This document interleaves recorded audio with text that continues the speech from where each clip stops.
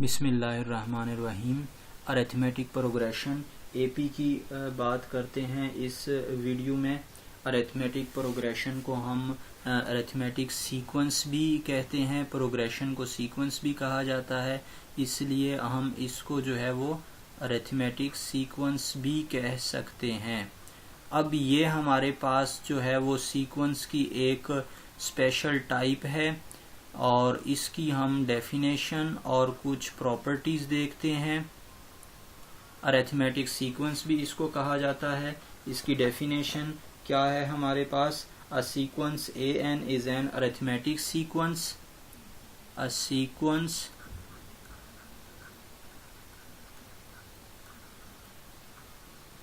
A n is an arithmetic sequence or arithmetic progression. An arithmetic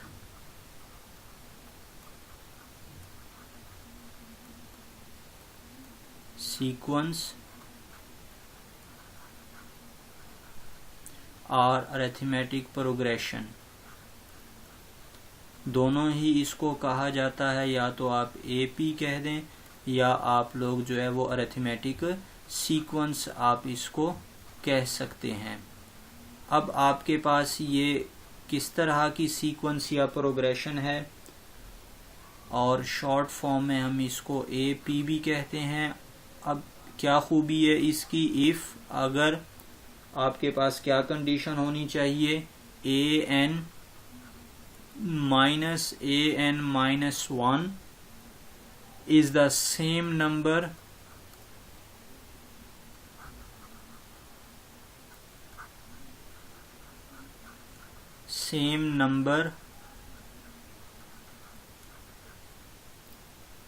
for all n belongs to n. For all n belongs to n and small n should be greater than 1.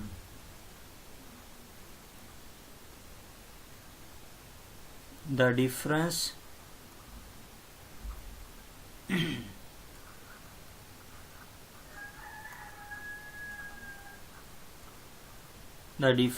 कौन सी difference है आपके पास यहाँ पर? A n minus one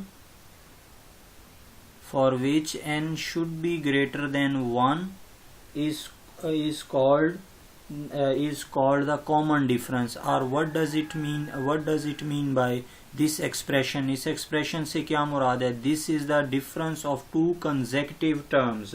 ये आपके पास difference है दो कंसेक्टिव टर्म्स का। The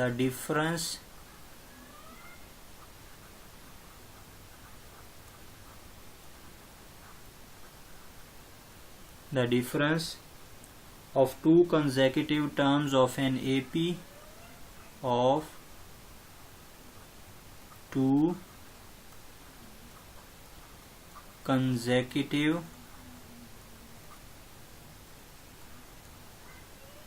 terms of an AP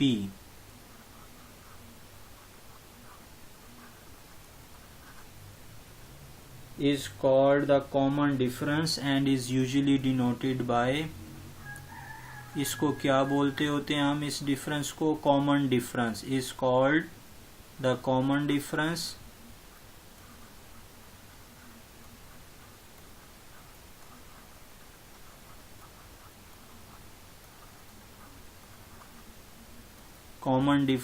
and denoted by D, small d.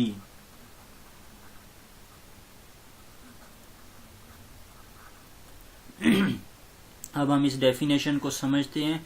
Arithmetic sequence और अरिथमेटिक प्रोग्रेशन हमारे पास क्या चीज़ है? ये एक सीक्वेंस है जिसकी क्या खूबी होनी चाहिए आपके पास कि जिसमें ए एन माइनस वन, यानी कि आप क्या करें, कोई सी भी दो कंसेक्टिव टर्म्स लें और आप अगली टर्म में से पिछली टर्म को सब्ट्रैक्ट करें। अगर ये डिफरेंस आपके पास सेम आता है किसी भी दो कंसेक्टिव टर्म्स के लिए, तो उस सीक्वेंस को हम कहते हैं कि वो अरिथमेटिक प्रोग्रेशन है या अरिथमेटिक सीक्वेंस है। और आपके पास ये जो n है ये तो नेचुरल नंबर से होना चाहिए, ये तो हम ऑलरेडी सीक्वेंस में पढ़ चुके हैं, और ये n हमेशा ग्रेटर देन 1 होना चाहिए, यानी कि आप कंसेक्टिव टर्म्स क्या ले सकते हैं, 1, 2 ले सकते हैं। तो ये जो कैपिटल जो आपके पास n है वो 1 से बड़ा होना चाहिए, 1 नहीं होना चाहिए। अगर आप 1 से स्मॉल लेंगे या आप 1 लेंगे इसको, तो आपके पास क्या सिचुएशन बनेगी, आप इसमें n की जगह पे 1 रखें तो आपके पास क्या बनेगा, a1 माइनस a1 माइनस 1, तो ये बन जाएगा आपके पास a1 माइनस a0।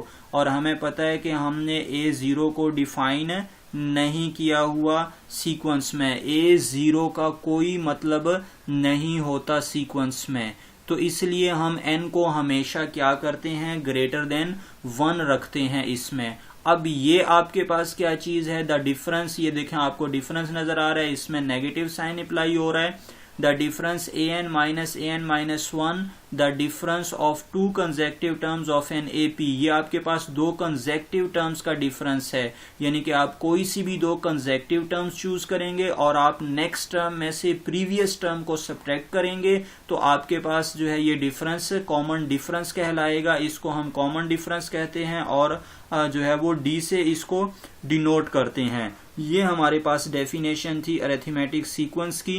अब हम इसकी एग्जाम्पल देखते हैं कि हमारे पास इसकी क्या एग्जाम्पल्स होती हैं या हम किस तरह जो है वो एक अरिथमेटिक सीक्वेंस देख सकते हैं, उसको कैलकुलेट कर सकते हैं या बता सकते हैं कि अगर आपको कोई सीक्वेंस गिवन हो और आपको बताना है कि ये अरिथमेटिक सीक्वेंस है कि नहीं है तो उसके लिए क्या किया जाएगा। जैसे अगर मैं आपको इसकी एग्जांपल दूं कि अगर आप 1, 2, 3, 4, 5 अप टू सो ऑन, जैसे आप लोगों को ये क्या नजर आ रहा है, ये मैंने जो है वो नेचुरल नंबर का सेट लिखा। अब आप देखें क्या ये आपके पास जो है वो अरिथमेटिक सीक्वेंस है कि नहीं है। अब ये देखने के लिए आपने क्या करना है, क्योंकि अरिथमेटिक सीक्वेंस की खूबी ये है कि उसमें कॉमन डिफरेंस सेम होता है। अब कॉमन डिफरेंस क्या होता है, आप कोई सी भी 2 कंसेक्टिव टर्म्स लें, माइंड में रखिएगा टर्म्स कंसेक्टिव होनी चाहिए। अगर आप 2 ले रहे हैं तो उसके बाद या तो आपको 3 लेना पड़ेगा या 1 लेना पड़ेगा, ये नहीं कि आप 2 ले लें फिर 5 चूज कर लें, नहीं,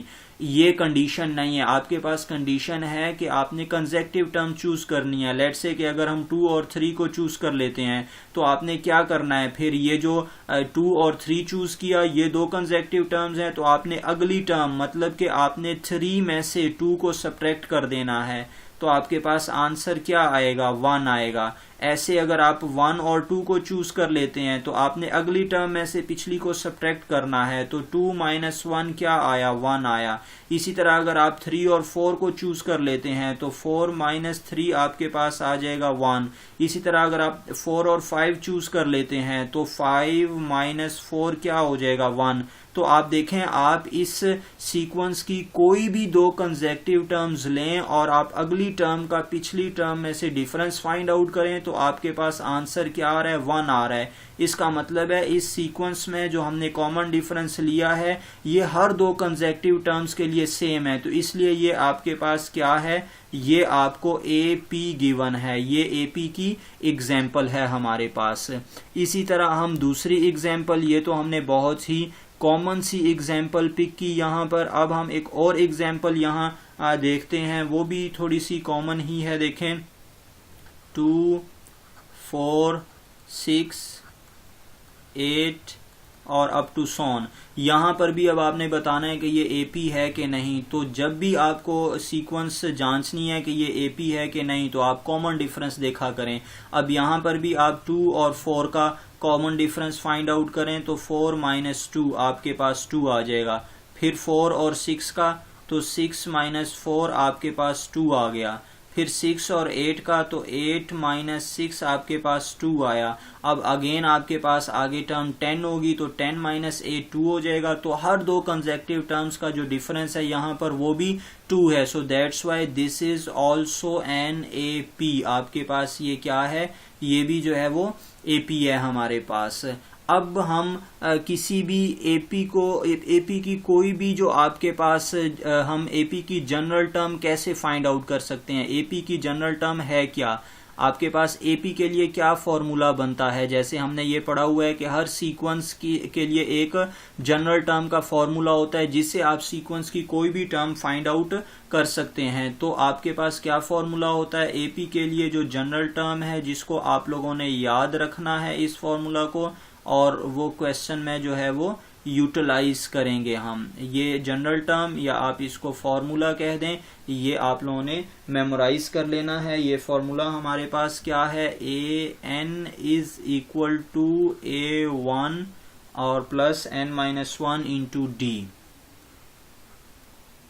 n-1 इंटू डी, ये हमारे पास जनरल टर्म का फॉर्मूला है। यहाँ पर आप लोग जो है वो इस किसी भी अरिथमेटिक सीक्वेंस एपी की कोई भी टर्म आप फाइंड आउट कर सकते हैं। अगर आपको कहा जाए कि आप 6 टर्म फाइंड आउट करें तो आपने क्या कर लेना है, put n is equal to 6, आप n को 6 लगाएंगे और आपके पास a1 की वैल्यू होनी चाहिए, आपके पास d की वैल्यू होनी चाहिए और आप n की जगह पे 6 लगा देंगे। ये तीनों टर्म्स लगा देंगे तो आपके पास 6th पोजीशन वाली टर्म आ जाएगी। इसी तरह अगर आपको कहा जाए कि a11 फाइंड आउट करें तो that means we have to put n is equal to 11, we should know the value of a1 and common difference. ये तीनों वैल्यूज हमें पता होंगी तो हम किसी भी पोजीशन वाली टर्म फाइंड आउट कर सकते हैं। तो this is the general term formula for an AP. इस फॉर्मूला के जरिए से हम एपी की कोई भी टर्म फाइंड आउट कर सकते हैं और ये फॉर्मूला थ्रू आउट जो है वो हम अपनी